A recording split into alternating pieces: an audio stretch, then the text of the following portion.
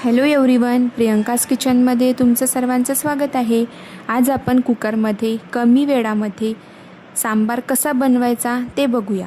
सर्वप्रथम एक वाटी तूर डाळ स्वच्छ धुवून कुकरमध्ये टाकून त्यामध्ये 1 ते 2 छोटे आलू, त्याचे बारीक काप केलेले व एक मध्यम बारीक कापलेला कांदा, 2 मध्यम बारीक कापलेले टोमॅटो व शेवग्याच्या शेंगांचे तुकडे हे सर्व टाकून त्यामध्ये 1 ते 1.5 कप पाणी घालून व पाव चमचा हळद टाकून ते मिक्स करून कुकरच्या 2 शिट्ट्या करून ते शिजवून घ्यावे।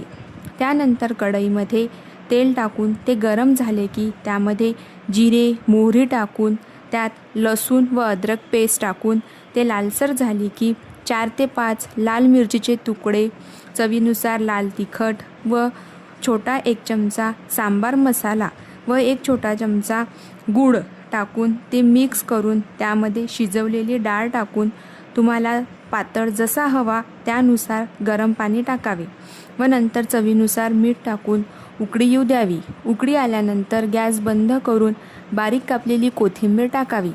असा मस्त टेस्टी आणि लवकर होणारा सांबार तयार आहे। जर तुम्हाला हा व्हिडिओ आवडला असेल तर लाईक अँड सबस्क्राईब नक्की करा आणि हो, तुम्ही केलेला सांबार कसा झाला ते कमेंटमध्ये नक्की सांगा। धन्यवाद।